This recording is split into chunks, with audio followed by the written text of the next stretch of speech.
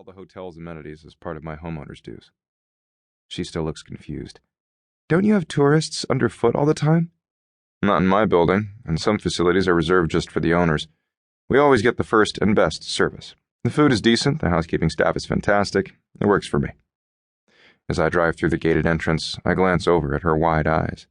She looks dazzled, and I'm feeling good about giving her an early thrill before the good stuff starts. You like it? I totally take back whatever I said. It's beautiful here. The grounds, they're meticulous, and people rave about the views of the water. I love the ocean. That's why I came here. You moved here just to see the Pacific from Maui? To me, the view of the ocean is pretty much the same all over Hawaii.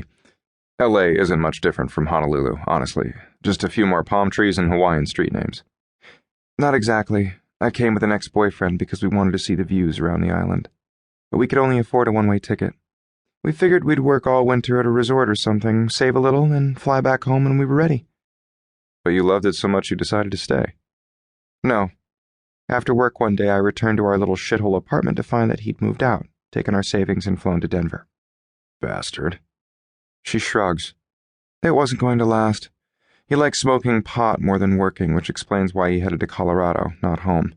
Besides, the sex was really average.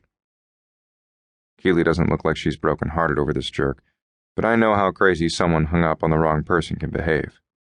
Griff was such a dumbass about Tiffany. As I pull up to the front of my building in resident parking, I kill the engine. How long ago was that? Almost 3 years ago. She surprises the hell out of me with that answer. You stayed here all this time? You must like it.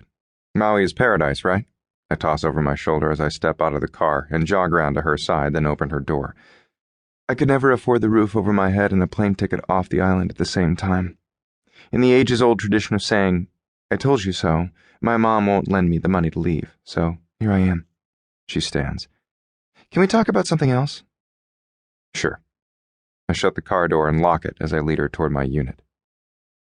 I want to keep things light between us. If I'm going to ask her tomorrow to tempt my brother into losing his mind, I don't need to get too involved in her life.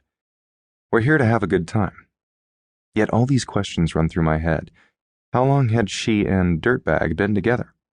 Keeley seems to have a soft heart, so how devastated had she been by his betrayal? Had she found it hard to forget this guy?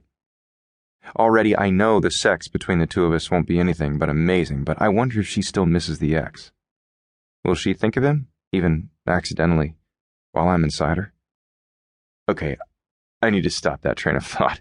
What the hell is wrong with me? I never ask questions, much less want to know a one-night stand's personal shit. We have a few drinks, a few laughs, a few orgasms, then it's over. I give her a fond memory and we move on. I don't remember anything more than her name, if that. Already I'm pretty sure Keeley will be different. Worry less about closing the deal and open yourself to someone who can share your life. Damn it, Rita needs to get out of my head. Keeley follows me up the stairs with a grateful nod and stands quietly while I unlock the door at the end of the breezeway. It's a pretty standard layout. Short hall, closet on the right, kitchen with a bar top overlooking the living room on the left. Hardwoods, granite. It's neutral. I wonder what she thinks. Keeley barely looks at it. She heads straight for my balcony, which overlooks a portion of the pools and a nice slice of the ocean. It tends to be quieter on this side of the complex. All that will totally help with resale someday. Wow, this is amazing. She sinks down into a patio chair looking mesmerized and stares at the moonlight beating over the quiet grounds and the waves crashing with a dull thud in the distance. You must spend all your time out here. No. I can't remember the last time I even opened the lanai door. Sure, I look at the view through my window, but to just sit out there? I'm not home that much. Seriously? I'd find reasons to be home. I'd live out here. I could clear a spot for meditation. Studying with this view would be fantastic. The sound of waves helps me concentrate. I'd eat out here. She turns to me. And you never use it. Her words feel like an indictment, and my knee-jerk reaction is to defend myself. I don't really have time. Drink? Sure, I'll take a glass of wine. She turns to me as I head back to the kitchen. But when you're home, you don't come out here just to enjoy it? No. I'm getting a little irritated, mostly because I know she's right. Why don't I look at the natural beauty I paid a fortune for? I don't.